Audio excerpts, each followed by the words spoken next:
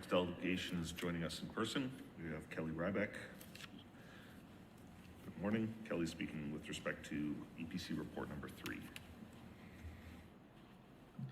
Thank you. The first item of 3 that I'm speaking on is on the 311 call center wait time report. And the report, I do commend it, that is addressing system issues that are needed, but those take time and money.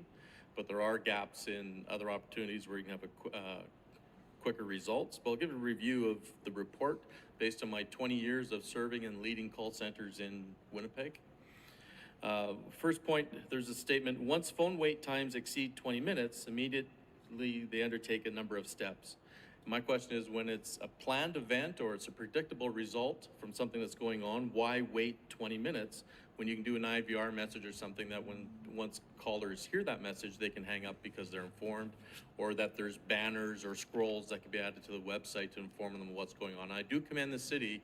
The past snowstorm did a fantastic job on communication on the website and with social media. Second point, elimination of 311. You're not there yet. I know the report states that. There's lots to do.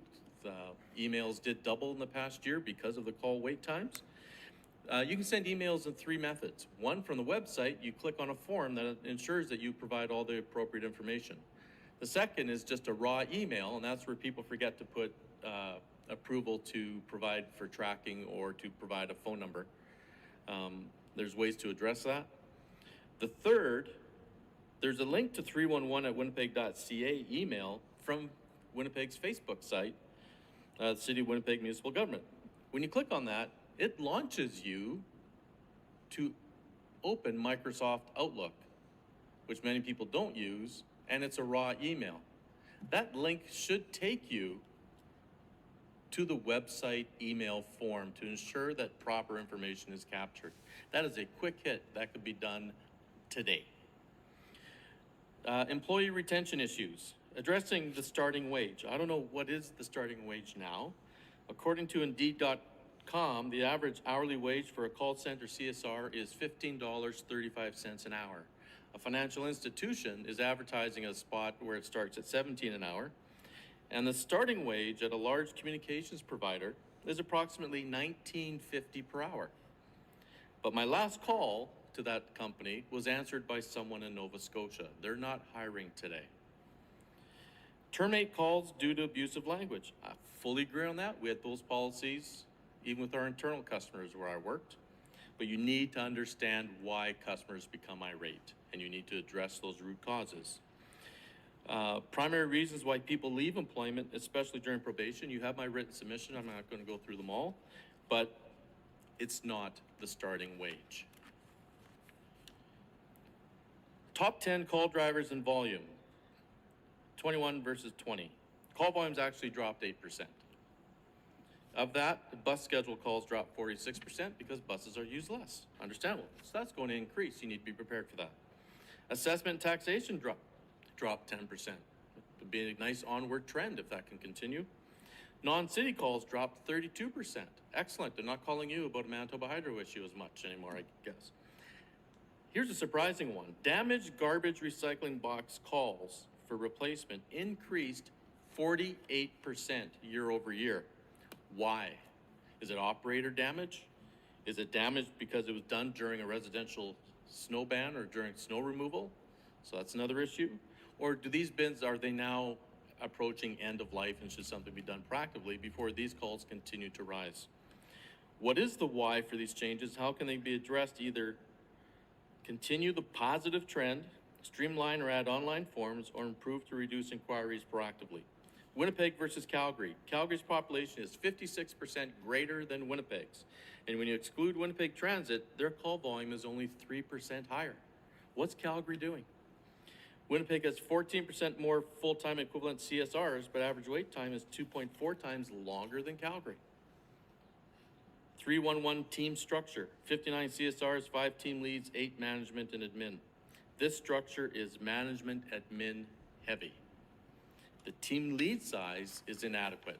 That could use an adjustment, change of performance. Average call time rose only 9.7%, while wait time rose 114.7%. But 311 needs to set targets, track and improve first call resolution, call abandon rate, average call time, average handle time, rep not ready percentage, rep make busy percentage, rep schedule adherence, rep schedule compliance, and performance targets. Other impacts. As staff departed, were adjustments made to the current vacation schedules? Was vacation selection criteria changed and adjusted with lower staff levels for the next vacation year? Is the collective bargaining agreement understood properly by management, CSRs, and schedulers? Is progressive discipline enforced?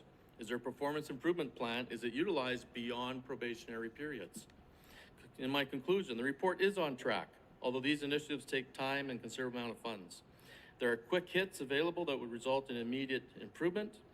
Customer satisfaction surveys shortly after submission are not in place.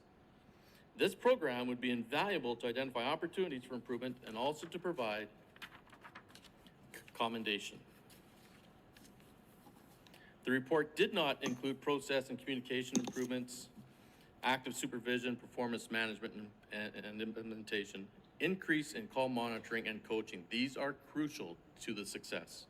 There's an opportunity to change the span of control, so there's more CSRs and team leads and less management admin. What can you learn from Calgary? They have been able to perform better with less. Most importantly, the customer-facing departments, leadership, and elected officials must also improve so that the quantity of inquiries to 311 will be reduced. On the RPW report number 3, extending the Sunday holiday bicycle route, I'm speaking on 2 proposed routes, Linwood Street and Wellington Crescent. If you want to see more of my points and pictures, I did present at the previous IRPW meeting.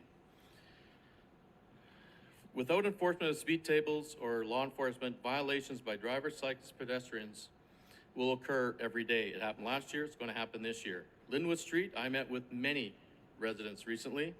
The vast majority support this route, but that street is a minefield that needs more than just pothole repairs. And there is a school bus route. You need to simplify and adjust the signage to avoid confusion between that program requirement and this. Wellington Crescent, this is worrisome. There's confrontations between complying motorists and cyclists and illegal pedestrians. There's a wonderful path down the center median that needs to be improved and made of concrete and wider so that can be used by pedestrians more in wet weather and also be used by cyclists. I cycle Wellington, friends do. We've never felt unsafe cycling on it, but I encourage, instead of closing this down as an open street with a 30-kilometer speed limit, that you can use the curb lane as a diamond lane and still allow through traffic at 50 kilometers an hour. By closing down Wellington, you're forcing traffic onto Academy. Wellington Crescent is 5 kilometers long with not one stop. It's probably the most fuel-efficient street in the city. Why are you shutting down the greenest street?